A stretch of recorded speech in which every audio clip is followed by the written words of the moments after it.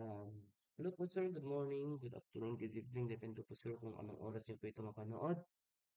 Last time po ni-require niyo po kami na gawin na lang naming lecture video itong chapter quiz namin. Ang basis namin ay ang last namin na problem set, which is ito. Ito ang unang question. Consider a 12-meter cantilever beam supporting a concentrated load with a magnitude of 15.5 kilonewton at the free end and a uniformly distributed load with a magnitude of 7 kilonewton acting from the fixed end up to 5 meter from the fixed end. Determine the slope and the deflection at a point 11 meters from the fixed end. The modulus of velocity is 200 gigapascal and moment inertia is 700 times 10 raised to 6 millimeter raised to 4. Pinapahanap ay ang delta at ang theta. Ito ang slope, ito ang deflection at 11 meters. Ito yung beam natin. Ito yung 7 kilonewton na per meter na uniformly distributed na may length na 5 meters at ang concentrated load at free end na 15.5 kilonewton. Itong point na to, dito natin hahanapin yung slope at deflection which is nasa 11 meters. So bago natin isolve ito, dapat kunin natin muna yung mga support reactions. Diba ang fix ay may tatlong reactions which is ang moment, ang vertical at ang horizontal. So dito let's assume na counterclockwise yung moment niya dito at vertical. Since hindi na natin isusulat yung horizontal na force kasi mag-equal lang naman siya sa 0 kasi wala naman tayong horizontal force dito. So let's solve for the support reactions. So let's take a moment at point A is equal to 0, counterclockwise positive. So since we assume na counterclockwise yung MA natin, positive yun. Giging sub A at ang 15.5 na ito, concentrated load ay magko-contribute na clockwise rotation which is minus 15.5 kilonewton. Times natin yung moment arm niya na 12 meters o itong kabuuan na beam kasi nasa end siya. Itong uniformly distributed naman, same siya na magiging clockwise kasi pababa yung direction. So 7 times natin yung length na 5 at yung moment arm niya na 2.5. Equals natin yun sa 0. So ang MA natin equals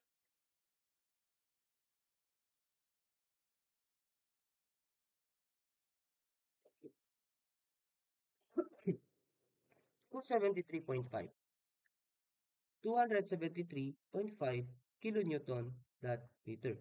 Since positive siya, tama yung assumption natin na clockwise yung kanyang direction. Next ay yung pa-vertical na support reaction natin, which is magtitake tayo ng summation forces along Y upward positive. So since pataas yung VA, positive siya, minus yung 7 times yung length niya na 5 at minus din yung 15.5 na concentrated load, mag-equal siya to 0. So, ang value natin na VA ay 35 plus 15.5 ay magiging 50.5 kilonewton upward direction. So, tama ulit yung ang ating naging assumption. So, doon na tayo sa pagkakat. Kukunin natin yung mga moment equations natin dito. Ang gagawin natin ay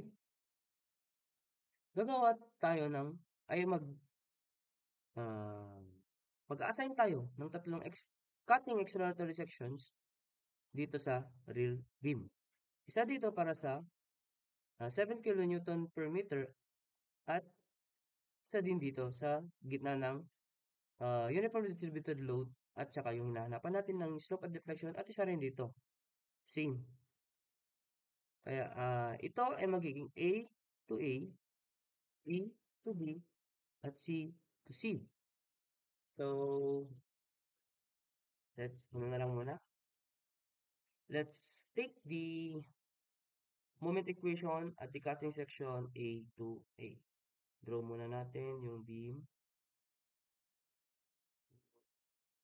Yan.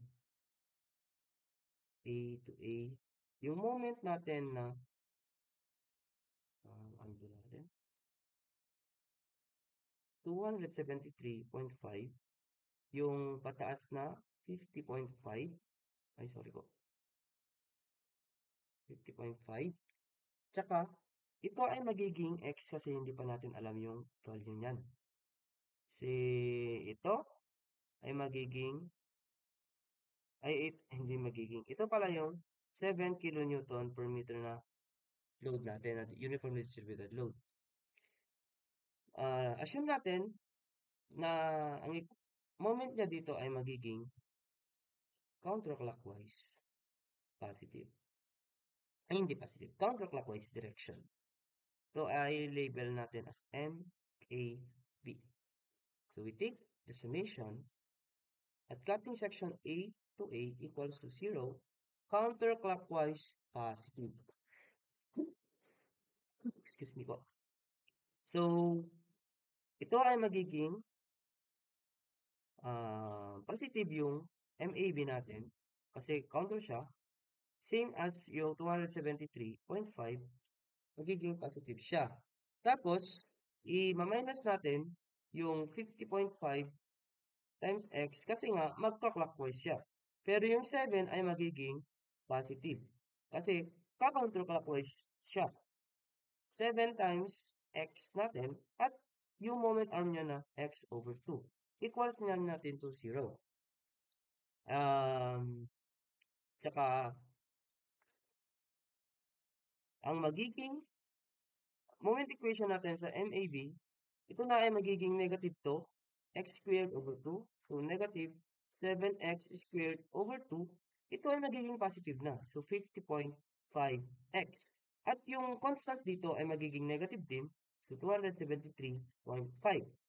So, ito na ang una nating equation. Oops, sorry po. Naging trapezoid. Rectangle to. Tapos, yan. Yan yung magiging moment equation natin sa cutting section A to A. Sunod natin yung cutting section na B to B. B to B, we draw the uniformly distributed load na 7 kilonewton per meter. Ito yung moment natin na 273.5 at yung support reaction natin na pataas which is 50.5 kilonewton. Ang distance nitong uniformly distributed load ay 5 meters. At ang kabuuan naman nito ay magiging x, kaya ang natitira na lang na distance or length ng beam ay x minus 5. So, since nag-counterclockwise tayo sa unang cutting section, magiging counterclockwise din yung assumption natin. Magiging MBC na. So, we take the summation at moment at the cutting section B to B equals to 0, counterclockwise positive. So, ang moment equation ng B to C ay magiging positive kasi counterclockwise, tsaka i-plus natin yung 273.5. Tsaka natin i-minus yung 50.5 times yung moment arm niya na x. Tsaka yung uniformly distributed load ay magiging positive na siya kasi counterclockwise na siya. So, 7 times natin yung 5 times natin ulit yung half ng 5 which is 2.5, i-plus natin yung natirang moment distance which is x minus 5. Kaya, equate na natin yan to 0 at makukuha na natin ang moment equation at MDC. Ito, magiging positive na itong 50.5x. Ito, magiging negative na 7 times 5 times 2.5 plus negative 5 which is x minus 2.5. At yung constant na magiging negative 273.5 na. So, ito ang ating moment equation 2 for the uh, real system. Diba?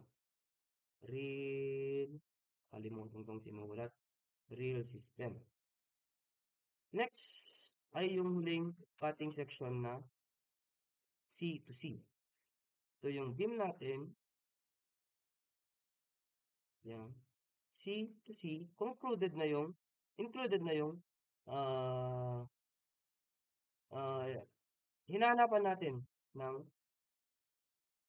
yung slope at deflection which is 11 meters at ang natira na lang ay magiging x minus 11. Ito ay magiging x. Ito ay magiging 273.5. Ito ay 50.5. Yung uniformly distributed load natin, oops, arrow. Oh, na 7 kilonewton per meter ay may distance pa rin na 5 meters. Ito ay 6 meters. Same, counterclockwise, si MCD. So we take the summation of moment at C to C equals to 0, counterclockwise positive. So MCD, plus natin ulit si 273.5. Tapos, minus natin si 273 point, ay, hindi, next. Undo. Plus natin. Ima-minus natin si 50.5 times x, yung uniformly distributed load natin, ipa-plus natin kay 7.5, 2.5, no. Instead 2.5. Ay, tama. Plus natin si 6, plus natin si x minus 11, equals na natin sa 0 yan. So, ang MCD ay magiging,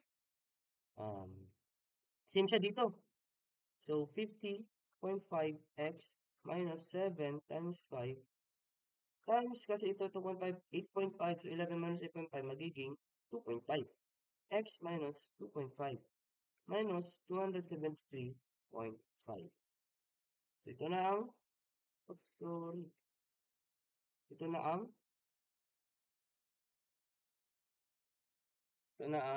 katlong moment equation natin sa real system. Wait lang. Ano natin? I-delete na lang natin. Oh, sorry po. Ano ulit yun? Kalimutan ko paano ito. Select ko na lang ito. Delete lang natin. Sayang yung space. Yan. Next, sulat na tayo. Dito ang part. Sulat na natin yung oops. Nag-isang responding na ata.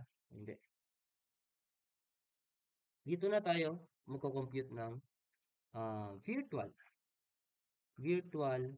system. Diba ang virtual system, sa process nun ay copy natin yung beam at tanggalin lahat ng load. Ang magkakaroon lang ng load ay yung kung saan tayo kukuha ng slope at deflection. Sorry po. So, meron itong support na moment at A at meron din itong vertical support na VA. Dun muna tayo sa deflection, which is mag-assume tayo ng isang unit load dito sa point na ito. Ang assume ko ay pababa. Taas. Pababa. At ito ay magiging 1 kilonewton. Alam naman natin, ang distance niyan ay magiging 11 meters at ito ang natirang 1 meter. So, copy ulit natin yung mga cutting sections kanina. Nag-cut tayo dito ng isa which is A to A. Nag-cut din tayo dito ng B to B at nag-cut din tayo dito ng C to C. Pero, bago natin ituloy itong kuhanin yung mga moment equations dito sa mga internal ng beam na ito, per cutting section, kunin muna natin kung ano yung mga support reactions na ito. Since alam naman natin na 1 kilonewton na yun, alam na natin na ang VA ay magiging 1 kilonewton din. At kapag nag-moment tayo dito sa point A na ito, 1 magpa-positive ito, magiging MA, at ito magiging clockwise, so ma-minus natin 1 times 11. So alam na natin na ang MA ay magiging 11 kilonewton that meter. So, alam na natin ang mga support reactions. Diretso na tayo kay sorry po. Diretso na po tayo sa cutting section na A to A. A to A. At ito ay magiging 11 at 1. Dito sa real beam, real system, ang tinake natin para sa mga moment equation ay counterclockwise, ay dapat ganun din ang gagamitin natin dito sa virtual system. So, gawin natin itong MAB. Excuse me po. So, we take the summation at MA ay MA to A equals to 0, counterclockwise positive. So, positive yung MAB, plus natin si 11, minus natin si 1, times, nakalimutan ko pala yung x, sorry po, to ay x, times x. So, equals natin sa 0, so ang magiging MAB ay x minus 11. Tama ba ang ating compute kanina? Yan. Chinek lang. Ito ang first moment equation natin sa slope in virtual system. And, ay hindi sa slope, para sa deflection pala.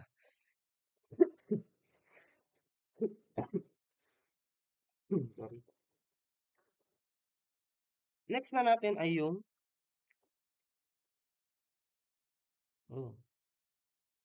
next na natin yung cutting section na B to B, MBC, 11, 1. Magiging X ulit to. So, same lang siya. Same lang siya kay MAB. So, ang MBC ay magiging X minus 11 din. Yeah.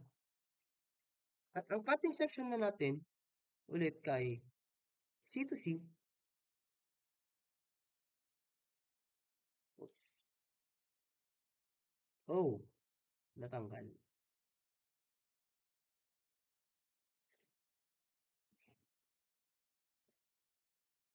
C to C.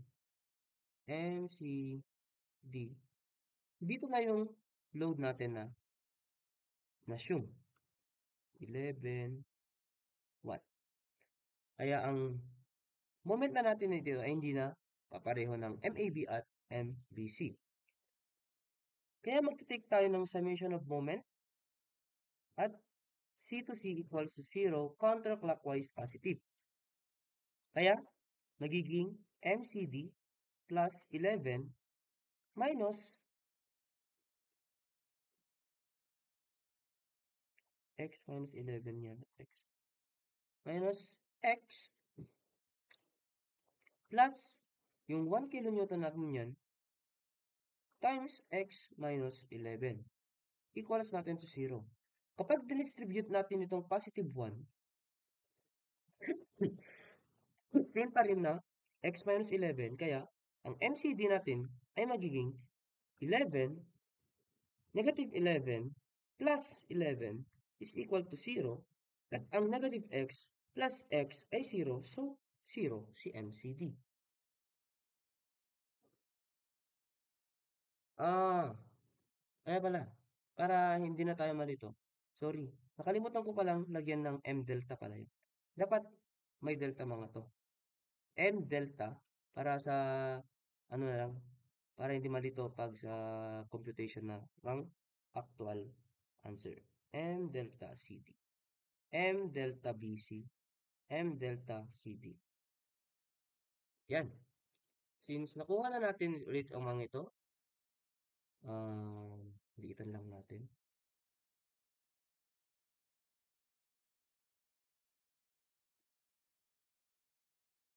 Oops, hindi, meron nang hindi nakuha.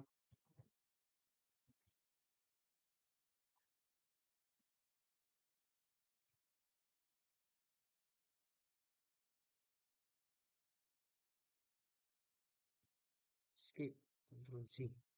Yun lang, di ko makuha. Move natin dyan. Yan. Since nakuha na natin yung virtual system sa pagkuha ng sorry po, deflection, doon naman tayo sa slope. Ah, lo, lo.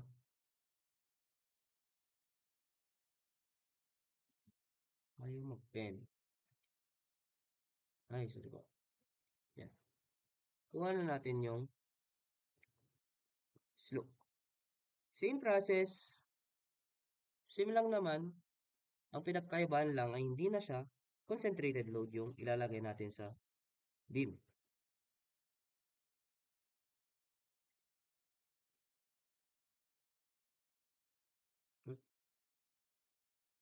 So, magiging moment na siya. So, assume natin na counter yung 1 kilonewton dot meter. And yung moment niya dito, hindi pa, unknown pa. At ang upward niya dito ay unknown din. So, magiging, para makuha natin yung mga support reactions, mag-take siya, tayo ng summation of moment at A equals 0 counterclockwise positive. So, 1 plus MA equals to 0. So, ang MA natin dito ay magiging negative 1 or it should be 1 clockwise direction. So, same process ulit tayo. Cut tayo dito ng A to A, cut tayo dito ng B to B, at kakat din tayo dito ng C. Now, dito muna tayo kay, dito na lang tayo. Kaysa sa manual na lang ulit tayo na mag-draw ulit. Ganyan na lang yung mga, ah, yan. Merong moment yan mga internal. Sa A to A, since 0 na ito, VA, kasi wala tayo naman direction na either pataas or pababa, so wala na to. Ito ay magiging kukorek ko na lang yan. Dapat ay, ito ay magiging 1.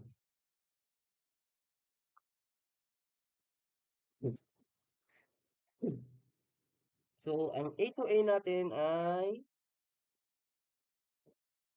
yan. Ang MAB is equal to, kasi, 1, negative, 1, ay, ito, nakasalubong. So, magiging positive 1. Sorry. Ano lang ako doon. Nandito lang po. 1 kilonewton dot meter. Sa B to B naman, ang moment equation sa B2, nakalimutan po ulit. Sorry po, may theta po dito. Ang M theta B to C ay magiging 1 ulit yan, 1. So magiging 1 ulit siya. At ang C to C ang moment of slope sa C to D, meron na siyang moment dyan na 1 at 1. So, magiging 0 na siya. Yan. Alam na natin ang tatlo. Now, we can solve for the slope and deflection at 11 meters. Ayan, solve. We know for a fact na ang formula for the deflection ay, let me check po, para mas, ay magiging d1 over e I times the summation of d, ano ulit yun?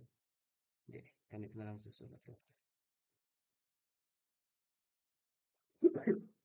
Equals the summation of the integral of points natin dito, let's say,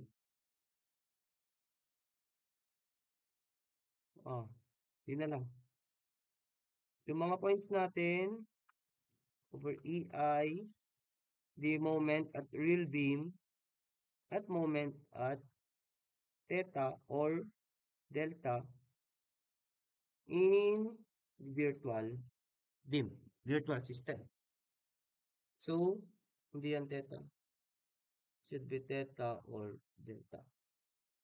So, solving for the deflection, ang kanyang deflection ay 1 times alpha is equal to, since constant tong EI, labas na lang natin, EI times natin sa integration na virtual. Ano yung moment equation sa A to B? A to B muna tayo. Negative 7x dito na negative 7, A to B na negative 7x squared over 2 plus 50.5x minus 273.5 times natin sa moment, since deflection tayo, dito tayo kay deflection na ginawa natin ng mga ito, x minus 11. Ito natin yung eta times natin. So, x minus 11 dx. Sorry, may dx pa pala. Dx. Since summation tayo dito, plus din natin yung summation of moment. Hindi. So, since A to B, B to C na tayo. Sa nung equation sa B, we have the 50.5 x minus 7 times 5 times 2.5, x minus 2.5 pala. X minus 2.5 minus 273.5 times natin sa x minus 11 din. Kasi pareho sila dito. Dx. Plus, ulit natin yung isa pang segment which is from C to D na ang equation niya ay 50.5 x minus 7 times 5 times x minus 2.5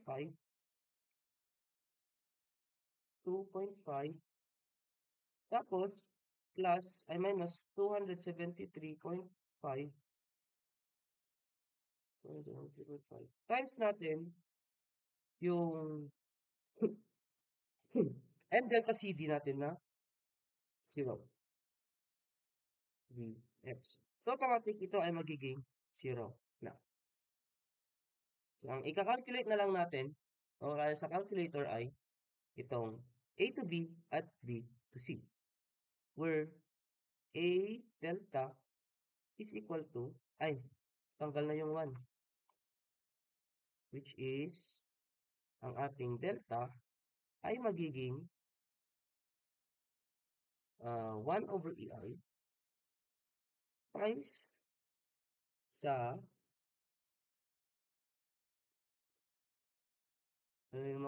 masasolve natin na 2 to 1675 over 24. So, ang delta natin ay magiging meters pa lang to ha, 0.0659744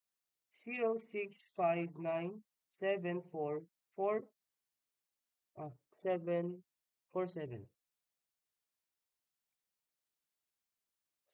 meters or 65.9747 meters downward. Yan yung final answer natin sa deflection.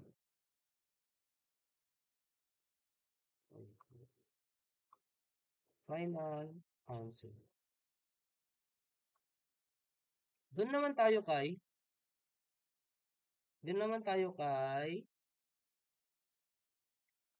ano na, sa slope. Same formula, ang mag-iiba lang ay yung mga equations natin. So, 1 times slope is equal to 1 over EI times natin yung integral ng A to B.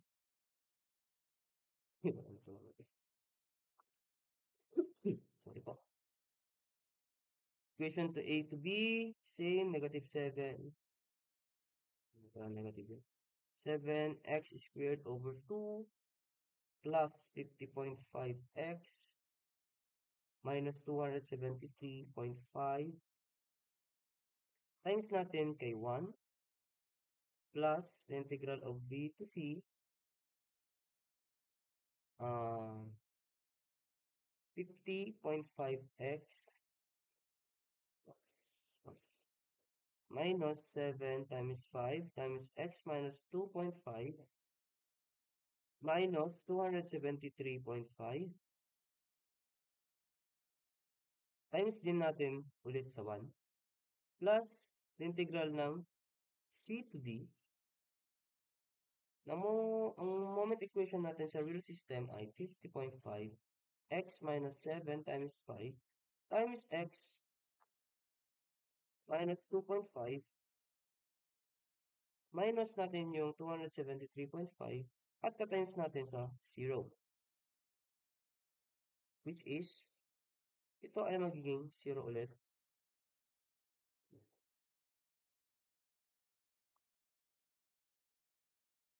So, ang slope natin ay magiging 1 over EI.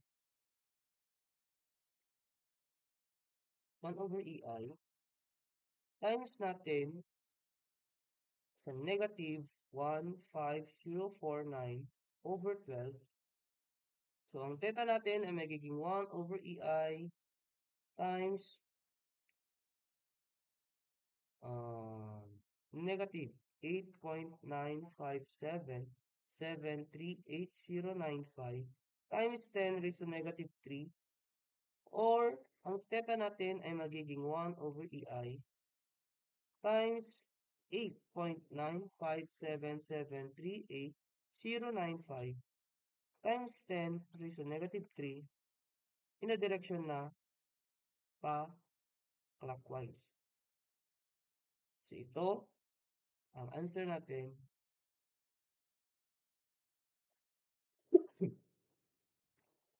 Let me select that. I-test lang natin.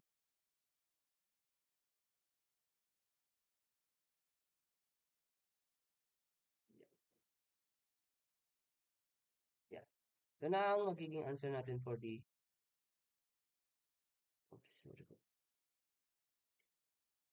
answer for the slope. So, yun lang po for question number 1.